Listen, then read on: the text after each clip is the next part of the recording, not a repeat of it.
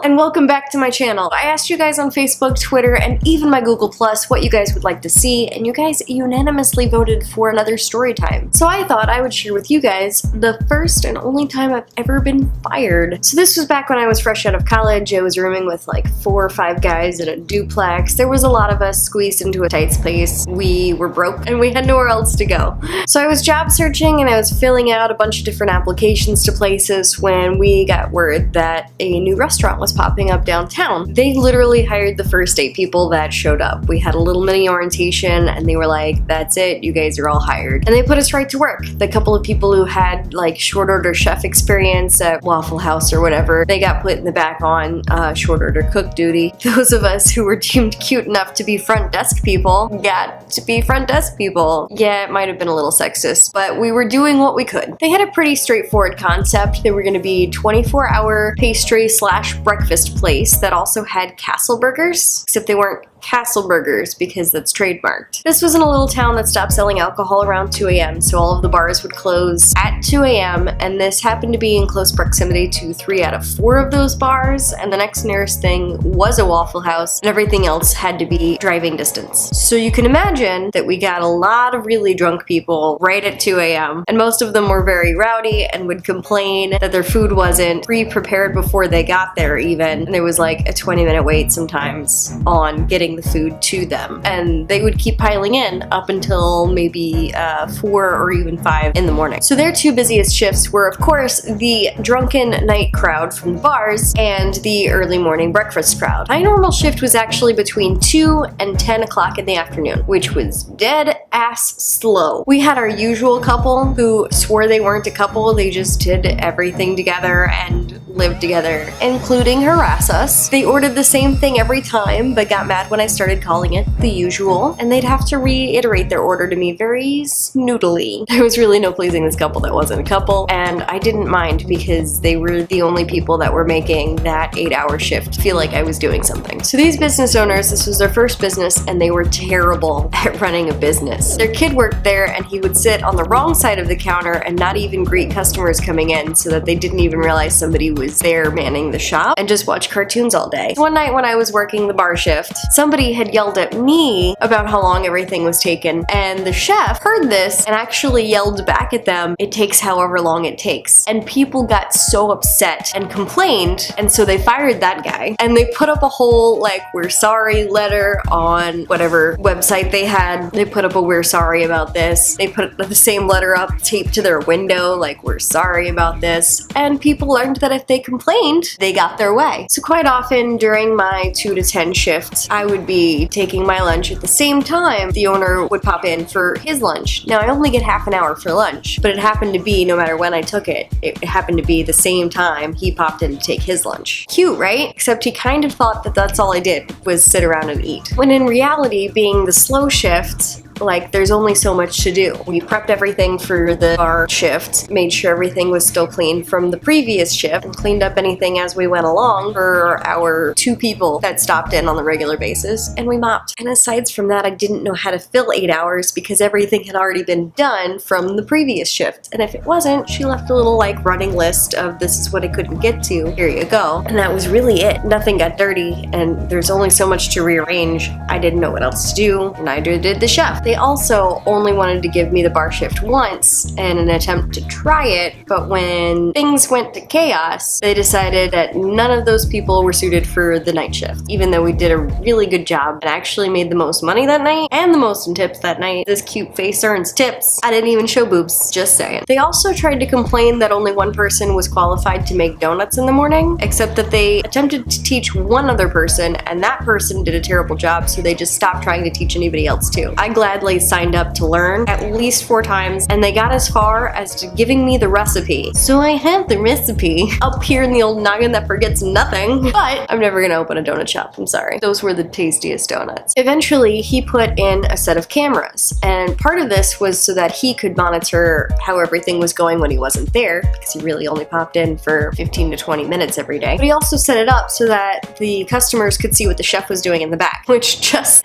leads the drunken bar crowd to to complain about how slow he's doing things and how much better they could be doing things if they were just allowed back there. So these customers were never happy, and we've already told them that complaining enough gets them what they want. This is still before I got fired. So eventually, on my dead-ass slow shift came the 4th of July, and the town was celebrating with fireworks, which means that even our 2 regular people didn't come in that day. So the chef and I took our lunch outside to watch the fireworks and to try to flag people down. Well, our half-hour lunch turned into 45 minutes because we sat there chatting for a minute, as there was literally nothing else to do this time. And so the next time we went in to go check our shifts, he and I were just no longer on the schedule anywhere. So like the pansies they were, they just stopped putting us on the schedule. There was no word. The owner was never there for us to talk to. I mean, unless we could randomly catch him in on the 20 minutes he stopped in, which was random because I took my lunch break randomly. He took his lunch break randomly. It just happened to match up at the same time often enough that he suspected. That's all I did. So there was no way to clarify. I just no longer had a shift. And eventually I got word it was because they watched the cameras and saw us disappear for 45 minutes. Because of course the cameras aren't set towards the door. There's one set towards the register and there's one set towards the back where the chef is cooking. So I guess we have proof that people aren't stealing food or stealing in general. See, here's the thing about security cameras for most businesses. They're set up so that if something were to happen